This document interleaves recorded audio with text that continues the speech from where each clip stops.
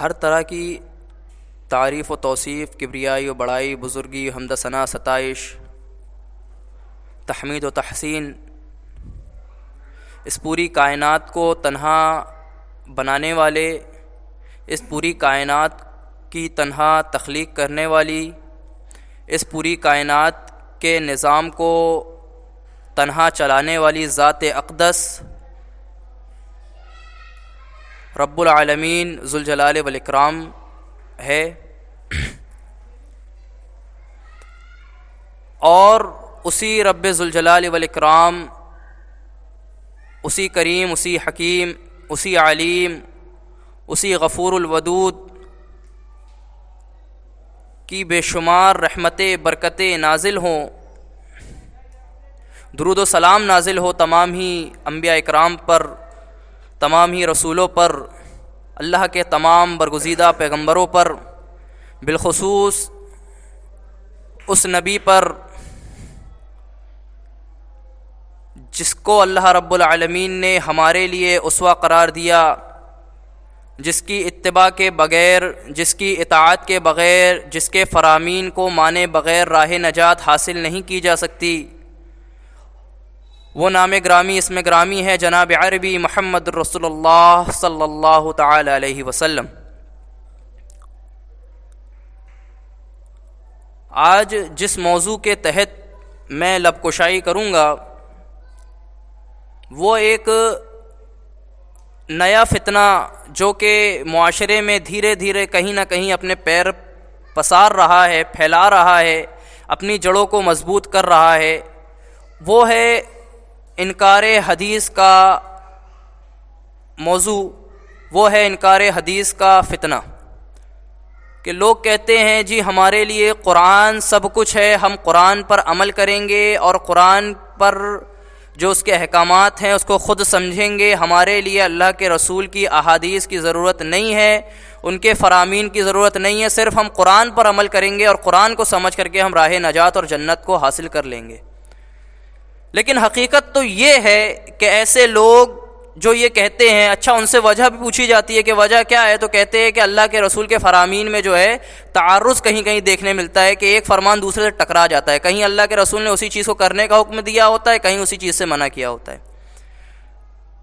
تو یہ گمراہی کے راستے ہیں، کیونکہ انہوں نے اس طرح سے احادیث کو سمجھا نہیں، اس طرح سے احادیث کو جانا نہیں، اس طرح سے احادیث کا علم حاصل نہیں کیا، علماء کی رفاقت میں نہیں بیٹھے، علماء کی مجالس میں نہیں بیٹھے، درس و تدریس سے ان کا کوئی شغف نہیں ہے، اس لیے انہیں یہ چیز نہیں پتہ کہ اللہ کے رسول کے فرمان میں اور قرآن کے فرمان میں تعارض کبھی نہیں ہو سکتا۔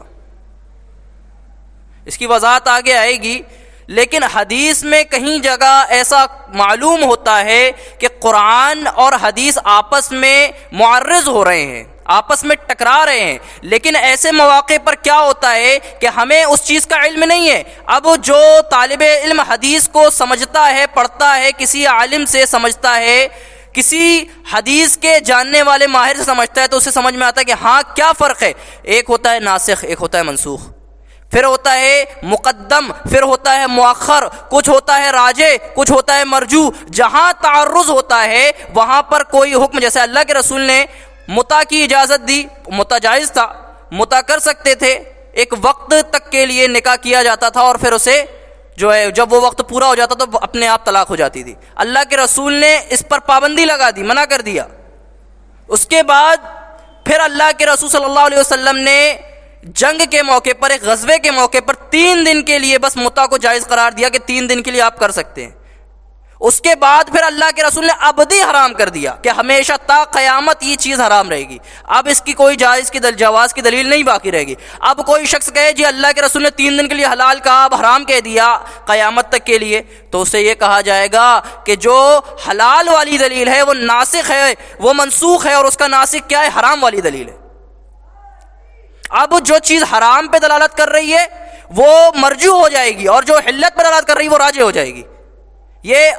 احادیث کے اصول ہیں، انہوں نے قرآن کو نہیں سمجھا۔ کیوں؟ اللہ رب العالمین قرآن میں کیا فرماتا ہے؟ وَاتَّقُوا النَّارَ الَّتِي أُعِدَّتْ لِلْكَافِرِينَ وَأَطِيعُوا اللَّهَ وَالرَّسُولَ لَعَلَّكُمْ تُرْحَمُونَ۔ دیکھیں،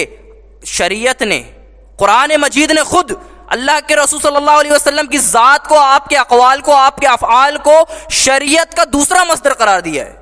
پہلا مصدر قرآن ہے، دوسرا مصدر احادیث رسول صلی اللہ علیہ وسلم، آپ کے افعال، آپ کے اقوال، آپ کی زندگی کے جو آپ نے نمونے پیش کیے ہیں وہ ہے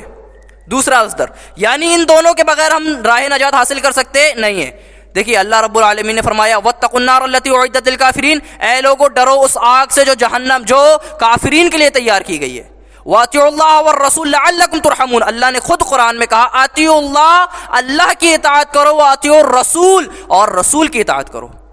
یعنی یہاں اللہ اگر یہ کہہ دیتا، اگر قرآن بس کافی ہو جاتا تو اللہ کہتا اطیعوا اللہ، اللہ کی اطاعت کرو۔ واطیعوا الرسول نہیں کہتا، اللہ رسول کی اطاعت کے لیے نہیں کہتا، لیکن یہاں اللہ کے رسول صلی اللہ علیہ وسلم کی اطاعت کے لیے بھی کہا، اور پھر کہا لعلکم ترحمون، اگر تم اللہ کی اور اس کے رسول کی بات مانو گے نا تو تم پر رحم کیا جائے گا۔ آگے اللہ رب العالمین نے کیا فرمایا، دیکھیے ایک اور آیت کہتے ہیں اللہ رب العالمین نے قرآن مجید میں ارشاد فرمایا قل ان کنتم تحبون اللہ فاتبعونی یحببکم اللہ ویغفر لکم ذنوبکم واللہ غفور الرحیم۔ یہ دو آیت دیکھیے، پہلے ایک حصہ دیکھتے آیا تھا، کہا اللہ رب العالمین ان کنتم تحبون اللہ، تمہارا دعویٰ ہے تم مومن ہو، تم مسلمان ہو، تم سچے ایمان والے ہو، تو تم کہہ رہے ہو تم اللہ سے محبت کرتے ہو، ان کنتم تحبون اللہ، تم اللہ سے محبت کا دعویٰ کر رہے ہو تو فاتبعونی، اے نبی کہہ دیجئے اگر تم اللہ سے محبت کا دعویٰ کر رہے ہو، تم کہہ رہے ہو کہ میں اللہ سے محبت کرتا ہوں، تو فاتبعونی، رسول کی اتباع کرو، رسول کی اطاعت کرو، رسول کی فرمانبرداری کرو۔ اور کہا اگر تم اللہ کے رسول کی اطاعت کرو گے، ان کی اتباع کرو گے، ان کی فرمانبرداری کرو گے، یغفر لکم ذنوبکم، تمہارے گناہوں کو بخش دے گا، واللہ غفور الرحیم، اللہ رب العالمین بہت بخشنے والا، بہت رحم کرنے والا ہے۔ اب اللہ کے رسول نے پھر اللہ کے رسول کو حکم دیا، اللہ رب العالمین نے اللہ کے رسول کو پھر حکم دیا کہ کہیے قل اطیعوا اللہ والرسول، کہیے اللہ اور اس کے رسول کی اطاعت کرے۔ ایک ہی آیت میں دو مرتبہ فرمایا کہ قل اطیعوا اللہ والرسول، کہہ دیجئے اللہ اور اس کے رسول کی اطاعت کیجئے۔ فَإِن تَوَلَّوْا، اگر تم پھر جاؤ گے، یعنی رسول صلی اللہ علیہ وسلم کے حکم کی اگر نافرمانی کرو گے، اگر تم پیٹ پھیرو گے، اگر منہ موڑ لو گے، اور پھر کہا اللہ رب العالمین نے فَإِنَّ اللَّهَ لَا يُحِبُّ الْكَافِرِينَ، بے شک اللہ کافروں سے محبت نہیں کرتا۔ اب دیکھیے اللہ کے رسول صلی اللہ علیہ وسلم سے یہاں کہا گیا کہ آپ کہیے جو اللہ اور اس کے رسول کی اطاعت سے روگردانی کرتا ہے، تو آگے اللہ رب العالمین نے کہلوایا کہ کہیے اللہ کافروں سے محبت نہیں کرتا۔ دیکھیے یہاں پر اللہ کے رسول کی اطاعت کو جس نے انکار کیا، اللہ رب العالمین اسے کیا کہہ رہا ہے، وہ اسلام دائرہ اسلام سے خارج ہے۔ جس نے کہا کہ ہمیں قرآن کی ضرورت، ہمیں اللہ کے رسول کی ضرورت نہیں ہے، وہ دائرہ اسلام سے خارج ہو گیا۔ یہ آیت ہمیں یہ بات بتلا رہی ہے۔ اسی طرح سے کہا کہ اطیعوا اللہ والرسول ان کنتم مومنین، اگر تم مومن ہو تو اللہ اور اس کے رسول کی اطاعت کرو۔ یعنی ایک جگہ اللہ رب العالمین نے اللہ کے رسول کے فرمان کی نافرمانی کرنے والے کے لیے، اس کا انکار کرنے والے کے لیے کافر کا لفظ استعمال کیا، اور جس نے اللہ کی اور اس کے رسول کی اطاعت و فرمانبرداری کی اس کے لیے مومن کا لفظ استعمال کیا۔ یعنی یہ بات صاف ظاہر ہے، اگر تم مومن رہنا چاہتے ہو، تم کہہ رہے ہو ہم مسلمان ہیں، ہم مومن ہیں، ہم اللہ پر ایمان رکھتے ہیں، تو تم پر لازم ہے کہ اللہ کی اور اس کے رسول کی اطاعت کیجیے۔ یہ صاف دلیل ہے، لیکن جن لوگوں نے اس فتنہ کو پھیلایا وہ نہیں جانتے۔ اسی طرح سے اللہ رب العالمین نے فرمایا کہ فَلْيَحْذَرِ الَّذِينَ يُخَالِفُونَ عَنْ أَمْرِهِ ان تصیبہم فتنۃ او یصیبہم عذاب علیم۔ اللہ کہا ان لوگوں کو ڈرنا چاہیے، خوف کھانا چاہیے، گھبرانا چاہیے، ان کا دل لرز جانا چاہیے۔ یخالفون عن امری، جو نبی کے حکم کی مخالفت کرتا ہے، ان تصیبہم فتنۃ، ان کے اوپر فتنہ جائے گا، ان کے اوپر فتنہ مسلط کر دیا جائے گا، او یصیبہم عذاب علیم، یا دردناک عذاب سے دوچار کر دیے جائیں گے۔ آج فتنے کے شکار نہیں ہے مسلمان، آج اللہ کے رسول کے فرامین کو پس پشت ڈال کر کے ان کے اللہ کے رسول کے فرامین کے اوپر اپنے ائمہ کے اقوال کو، اپنے اماموں کے اقوال کو، اپنے پیر کے اقوال کو، اپنے مرشد کے اقوال کو، اپنے عالموں کے اقوال کو، اپنے مولویوں کے اقوال کو مقدم کر کے آج فتنے کے شکار نہیں ہے؟ کیا آج ہمارے درمیان انتشار نہیں ہے؟ اللہ رب العالمین نے ایک جگہ ارشاد فرمایا اللہ اور اس کے رسول کی اطاعت کرو، فَإِن تَنَازَعْتُمْ فِي شَيْءٍ فَرُدُّوهُ إِلَى اللَّهِ وَرَسُولِهِ، اگر تم کسی معاملے میں اختلاف پاؤ، اگر تمہارا باہمی جھگڑا ہو جائے تو فَرُدُّوهُ إِلَى اللَّهِ، تم اللہ کے طرف رجوع کرو، ورسول، اور اس کے رسول کی طرف رجوع کرو، یعنی جو اللہ اور اس کے رسول کی طرف رجوع کرے گا وہ راہ نجات پا جائے گا۔ یعنی اگر کہیں اختلاف ہو رہا ہے، کہیں اگر انتشار ہو رہا ہے، کسی معاملے میں جھگڑا پیدا ہو رہا ہے، چاہے وہ دین کا معاملہ ہو، چاہے وہ تجارت کا معاملہ ہو، چاہے وہ کوئی بھی معاملہ ہو، اگر جھگڑا پیدا ہو رہا ہے تو پہنچ جاؤ کہاں؟ اللہ اور اس کے رسول کی طرف فیصلہ کرانے۔ آج ہم بھی یہی کہتے ہیں کہ آج اگر آپ شرک کی دلیل دے رہے ہیں تو آؤ قرآن سے بات کریں گے، اگر آپ بدعت کو کسی چیز کو جائز قرار دے رہے ہیں تو ہم قرآن سے بات کریں گے، اور حق بات وہی ہوگی جس کا ساتھ قرآن دے گا یا محمد عربی کا فرمان دے گا، وہ بات مانی جائے گی، اور جس کا ساتھ قرآن نہ دے، محمد عربی کا فرمان نہ دے، اس کی بات کو کچرے کے ڈبے میں ڈال دیا جائے گا۔ اللہ کے رسول صلی اللہ علیہ وسلم کی اطاعت، آپ کی فرما برداری واجب الوجوبات میں سے ہے۔ جس شخص نے اس کا انکار کیا اسے اپنے ایمان کی فکر کرنی چاہیے۔ آگے اب دیکھیے رسول کی اطاعت کیوں کرنا چاہیے۔ ہم نے بارہا سنا، میں نے بھی بیان کیا کئی مرتبہ کہ اللہ رب العالمین نے کہا قل انما انا بشر مثلکم، کہ نبی آپ کہہ دیجئے میں تمہاری طرح بشر ہوں، لیکن بشر کس اعتبار سے ہیں؟ جی جسمانی لحاظ سے، آپ کے ہاتھ پیر، بیوی، بچے، نواسے، آپ کے داماد، آپ کسی کے داماد تھے، یہ انسانی تقاضے کے لحاظ سے، لیکن اللہ کے رسول عظمت میں، مقام و مرتبے میں آپ کے بعد آنے والی پوری امت، صحابہ، تابعین، محدثین، ائمہ، فقہا، تمام کو جمع کر لیا جائے، تمام متقین کو جمع کر لیا جائے، تمام صالحین کو جمع کر لیا جائے، تمام شہداء کو جمع کر لیا جائے، اور تمام کو ایک ترازو میں رکھ دیا، ترازو کے ایک پلڑے میں رکھ دیا جائے، اور محمد عربی کی جوتیوں کا اگر ایک پلڑے میں رکھ دیا جائے تو وہ ان جوتیوں کا بھی مقابلہ نہیں کر سکتے۔ مقام و مرتبہ اللہ کے رسول کا بہت اعلیٰ ہے، بہت بلند ہے۔ تو اللہ کے رسول بشر ہیں، لیکن اللہ رب العالمین نے آپ کی ضمانت لی ہے، آپ کی نگرانی کی ہے، یہاں تک کہ بعض روایات میں یہ بھی آتا ہے جب آپ پر نبوت کا تاج نہیں رکھا گیا تھا، تب آپ جاہلیت کے زمانے میں ایک جگہ جا رہے تھے، وہاں کچھ وہ لوگ موسیقی وغیرہ کا پروگرام رکھتے تھے، قریش یا کفار یا مکہ کے لوگ، تو آپ جا رہے تھے، اللہ رب العالمین نے کیسے آپ کی حفاظت کی، آپ راستے میں جا رہے تھے، آپ کو نیند آ گئی اور آپ سو گئے، یہ معاملہ آپ کے ساتھ، یعنی نبوت سے پہلے جو آپ کا زندگی تھی آپ صلی اللہ علیہ وسلم کی، وہ بھی اللہ کی نگرانی میں تھی، اور نبوت کے بعد کے تو کیا ہی کہنے ہیں، ہم جانتے ہیں معجزات کا سلسلہ کس طرح سے ہمارے سامنے رونما، ہمارے اصحاب نے بیان کیا کہ ہمارے سامنے رونما ہوا۔ تو اب کیوں ماننی ہے؟ دیکھیے قرآن کیا کہہ رہا ہے کہ وَمَا يَنْتِقُ عَنِ الْهَوَىٰ إِنْ هُوَ إِلَّا وَحْيٌ يُوحَىٰ، کہ اے لوگو نبی کچھ بھی بات کہتے ہیں تو وہ اپنی خواہش سے نہیں کہتے، اپنی مرضی سے نہیں کہتے، ان ہوا الا وحی یوحا، بلکہ وہ تو وحی ہوتی ہے جو اللہ رب العالمین ان کی طرف کرتا ہے۔ یعنی اب دیکھیں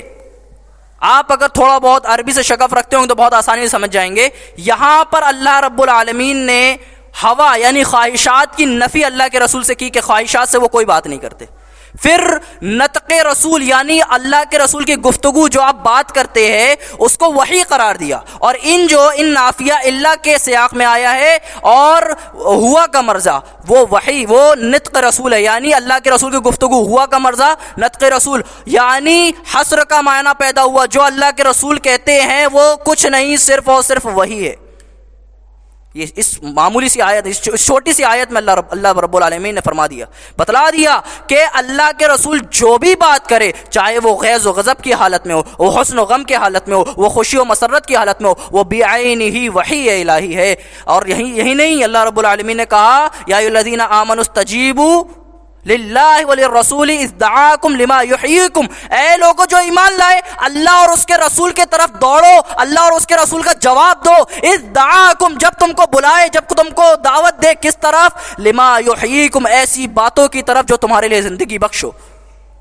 اگر ہم زندگی بخش چیزوں کو نہیں چاہتے تو ہم اللہ اور اس کے رسول کے فرامین سے ہم روگردانی کر سکتے ہیں، ہمارے اوپر واجب نہیں ہے پھر اطاعت۔ ہم چاہتے ہیں فتنہ ہو، ہم چاہتے ہیں انتشار ہو، ٹھیک ہے، آپ رسول صلی اللہ علیہ وسلم کی باتوں کو مت مانیے۔ تو بتلایا کیا گیا کہ نطق رسول یعنی اللہ کے رسول کی جو گفتگو، آپ کے اقوال، آپ کے فرامین، آپ کی زندگی ہمارے لیے حجت ہے، ہمارے لیے نمونہ آئیڈیل ہے. آپ نے جو کیا ہے وہ سنت ہے، اور جو آپ نے نہیں کیا وہ بدعت ہے. تو جو یہ کہتا ہے قرآن ہمارے لیے کافی ہے، حدیث ضروری نہیں ہے، تو وہ شخص گمراہی کے دروازوں میں سے ایک دروازے میں داخل ہو گیا ہے. اچھا، جو لوگ یہ کہتے ہیں کہ ہم قرآن کو بس مانتے ہیں، انہوں نے قرآن کو بھی نہیں مانا، کیونکہ قرآن میں تو اللہ نے جگہ جگہ کہا ہے کہ اے اللہ کے رسول کی اطاعت کرو، اللہ کی اطاعت کرو. اگر تم زندگی چاہتے ہو، اگر تم اچھائی چاہتے ہو، بھلائی چاہتے ہو، رحم کروانا چاہتے ہو، اقیموا الصلاۃ وآتوا الزکاۃ واطیعوا اللہ والرسول لعلکم ترحمون، تم نماز قائم کرو، زکوٰۃ ادا کرو تاکہ تم پر رحم کیا جائے، تاکہ تم پر رحم کیا جائے. اور واطیعوا اللہ والرسول، اور اللہ اور اس کے رسول کی اطاعت کرو. جگہ جگہ اللہ رب العالمین نے ارشاد فرمایا. ایسے ہی نہیں، اور پھر کہا، اب دیکھیے میں نے اس آیت کو قرآن کی سب سے، اللہ کے رسول کے تعلق سے سب سے سنگین آیت سمجھا ہے.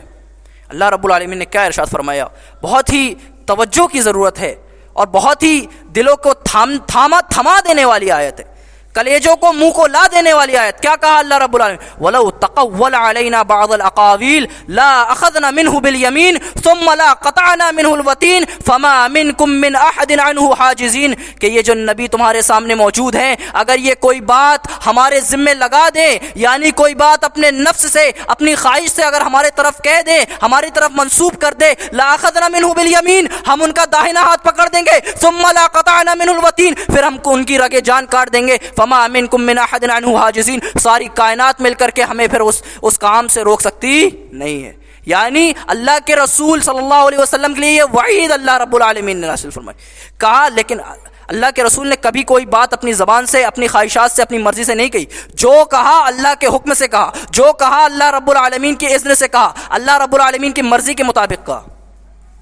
تو یہاں اگر اللہ کے رسول، جو لوگ یہ کہتے ہیں کہ اللہ کے رسول کے فرامین میں خواہشات کی بھی دخل اندازی تھی، تو ان کو یہ سمجھنا چاہیے کہ قرآن تو حق ہے، قرآن میں اللہ کہہ رہا ہے اگر نبی اپنے خواہش کے مطابق کوئی بات کریں گے اور میرے طرف منسوب کر دیں گے تو ہم ان کی رگیں جان کاٹ دیں گے. سب سے خطرناک فرمان اللہ رب العالمین کا یہ رسول صلی اللہ علیہ وسلم کے متعلق ہے. تو اللہ رب العالمین سارے قرآن میں نبی کی تعریف فرمائی، اِنَّا أَرْسَلْنَاكَ شَاهِدًا وَمُبَشِّرًا وَنَذِيرًا وَدَاعِيًا إِلَى اللَّهِ بِإِذْنِهِ وَسِرَاجًا مُنِيرًا. کہا اے نبی، آپ کو ہم نے شاہد بنا کر بھیجا، مبشر بنا کر بھیجا، نذیر بنا کر بھیجا، بشیر بنا کر بھیجا، اور وَدَاعِيًا إِلَى اللَّهِ بِإِذْنِهِ، آپ اللہ کے حکم سے اللہ کے دین کی دعوت دیتے ہیں. وَسِرَاجًا مُنِيرًا، آپ ایک چمکتے ہوئے سراجا منیرا، ایک چراغ ہیں، ایک سورج ہیں. اللہ رب العالمین نے فرمایا.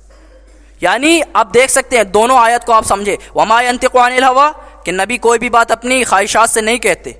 ٹھیک ہے. اور دوسری آیت میں کیا کہا، ولو تقول علینا بعض الاقاویل، کہ اگر نبی کچھ بات ہمارے ذمے لگا دیں جو ہم نے نہیں کہی تو ہم ان کو جو ہے ان کی پکڑ کر لیں گے، ان کی گرفت کر لیں گے.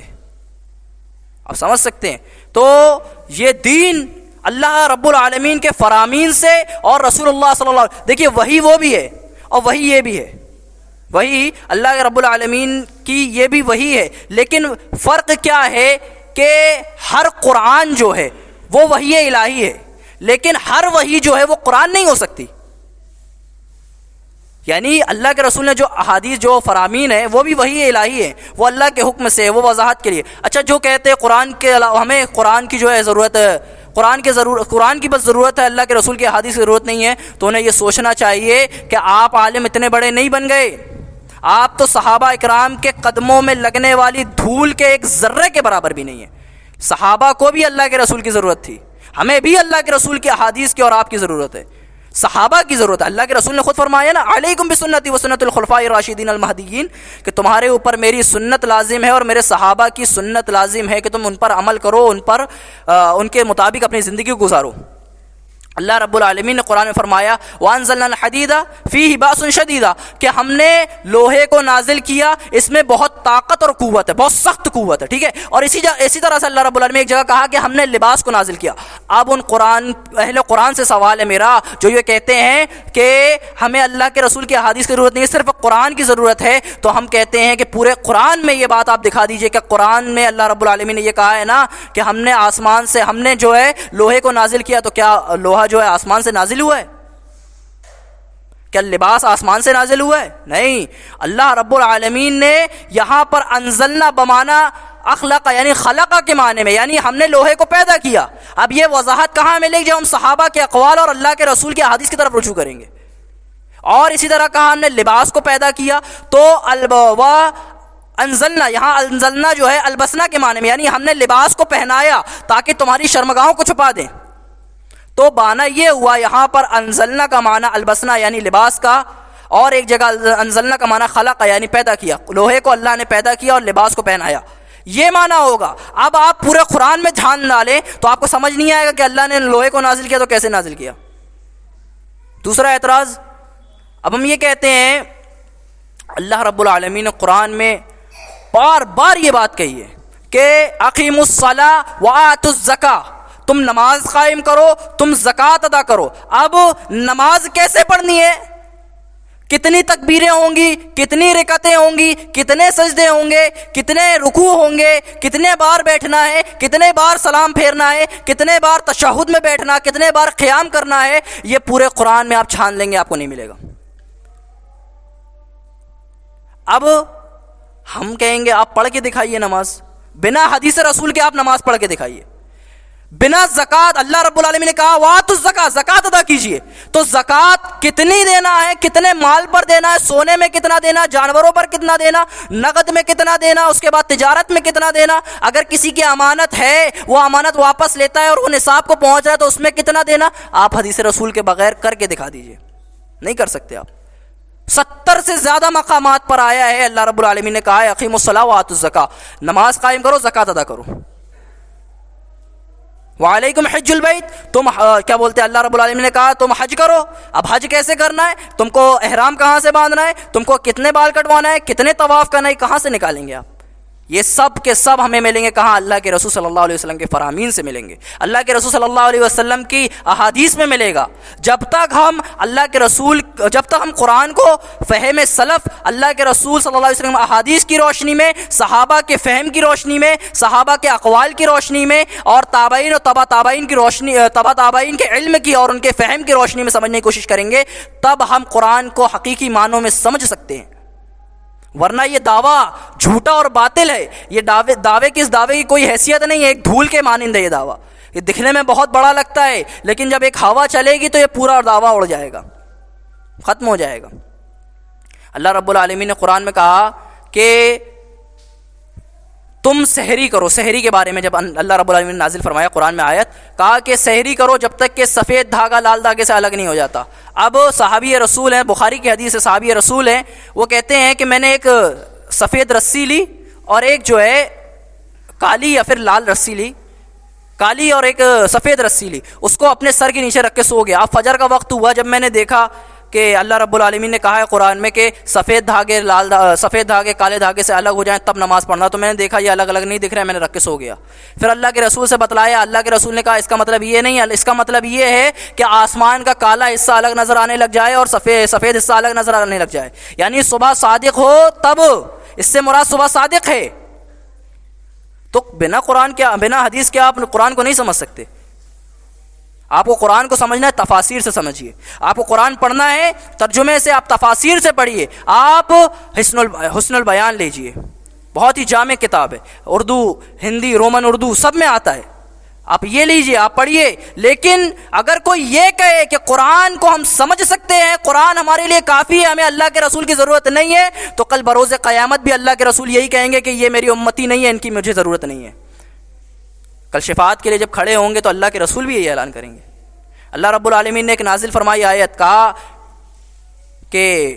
والذین آمنوا ولم یلبسوا ایمانہم بظلم اولئک لہم الامن وہم مہتدون، کہ جن لوگوں نے ایمان لایا اور اپنے ایمان کو ظلم سے خلط ملط نہیں کیا وہ امن و امان میں ہوں گے اور وہی لوگ ہدایت پانے والے ہیں۔ ٹھیک ہے، اب صحابہ اکرام پریشان ہو گئے، صحابہ اکرام کو یہ آیت سمجھ نہیں آئی کہ اللہ کے رسول کون ایسا شخص ہے جو ایمان لانے کے بعد گناہ نہیں کرتا، یعنی ہم تو انسان ہیں، ہم بشر ہیں،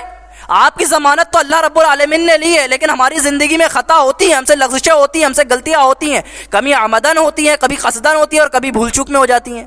تو اللہ کے رسول کون ایسا شخص ہے جو ایمان لانے کے بعد گناہ نہ کرے؟ تو اللہ کے رسول صلی اللہ علیہ وسلم نے فرمایا اس سے مراد وہ نہیں ہے جو تم سمجھ رہے ہو، اس سے مراد بلکہ وہ ہے شرک ہے، یعنی شرک سب سے بڑا ظلم ہے، جس کے بارے میں حضرت لقمان نے کہا کہ یا بنی لا تشرک باللہ ان الشرک لظلم عظیم، اے میرے بیٹے اللہ کے ساتھ شرک مت کرنا، کیونکہ شرک سب سے بڑا ظلم ہے، شرک سب سے بڑا گناہ ہے۔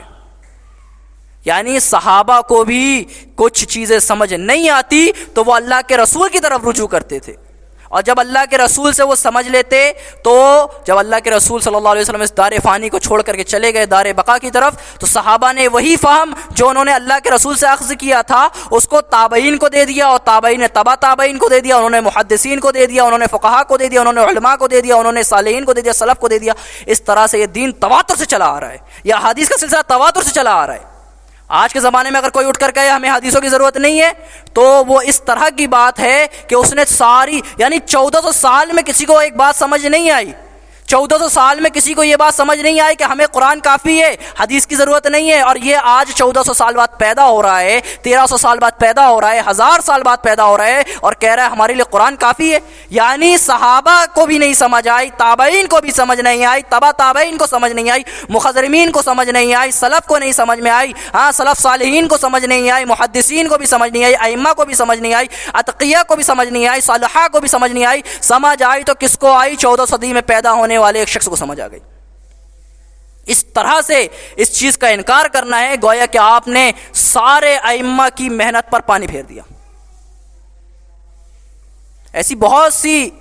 مثالیں اور بہت سی روایات ہیں، آئندہ جمعے میں انشاءاللہ اس بات کی اور وضاحت کی جائے گی، اور آگے اس ٹاپک کو، اس مضمون کو بڑھایا جائے گا، اور اس کی وضاحت کو دیکھا جائے گا کہ ہمیں آخر کیوں ضرورت ہے۔ ایسی بہت سی چیزیں ہیں جو رہ جاتی ہیں، جو چھوٹ جاتی ہیں، اور ایسے بہت سے وسوسے ہیں جن کا جواب دینا، جن کا سمجھنا ضروری ہے۔ اگر ہم سمجھیں گے نہیں، یہ اتنا نازک دور ہے کہ ایک ذرا سی عقیدے کی خرابی ہمیں جہنم کے گڑھے کے پاس لا کر کھڑا کر سکتی ہے۔ یعنی کتنا برا عقیدہ ہے کہ کوئی شخص یہ کہہ دے کہ ہمیں اس شخص کی ضرورت نہیں ہے، اس ذات کی ضرورت نہیں ہے جو تمام نبیوں کا سردار ہے۔ کوئی یہ کہہ دے کہ ہمیں اس انسان کے اقوال و اعمال کی ضرورت نہیں ہے، اس کے افعال کی ضرورت نہیں ہے، جنہوں نے بیت المقدس کے اندر سارے نبیوں کی امامت کرائی، ہمیں اس کی ضرورت نہیں ہے۔ اللہ کے رسول نے تو فرمایا اگر موسیٰ بھی اگر میرے بعد پیدا ہو جائیں، اگر موسیٰ بھی میرے بعد آ جائیں تو ان کے اوپر بھی میری شریعت پر عمل کرنا ضروری ہوگا، یعنی وہ بھی مجھ کو نبی مانیں گے، وہ نبی نہیں رہیں گے، وہ امتی بن کر آئیں گے۔ حضرت عیسیٰ بھی آئیں گے نا تو اللہ کے رسول کے امتی بن کر آئیں گے، کوئی نبی بن کر نہیں آ رہے وہ۔ تو ضرورت اس بات کی ہے، ان پرفتن دور میں ہمیں سمجھنا چاہیے، ہمیں قرآن و حدیث کو جاننا ضروری ہے، علماء ربانیین سے جڑ کر رہیں، ہاں فہم سلف کے مطابق اپنی زندگی کو گزارے، صحابہ کے فہم کو سمجھے، صحابہ کی جو صحابہ اکرام نے اقوال و افعال کی تشریح کی ہے، جو قرآن کی تشریح کی ہے، اللہ رب العالمین اس کو سمجھنے کی، اس پر عمل کرنے کی توفیق عطا فرمائے، اور اللہ رب العالمین اس پرفتن دور میں ہمارے ایمان کی، ہمارے اسلام کی حفاظت فرمائے۔ اللہ رب العالمین جب تک زندہ رکھے ایمان پر صحیح عقیدے کے ساتھ، توحید کے ساتھ زندہ رکھے، اور جب ہماری وفات ہو تو ایمان پر ہو، توحید کے ساتھ ہو۔ اللہ ہم کسی کو تیرا شریک نہ بنائے، آمین یا رب العالمین۔ وآخر دعوانا ان الحمد للہ رب العالمین۔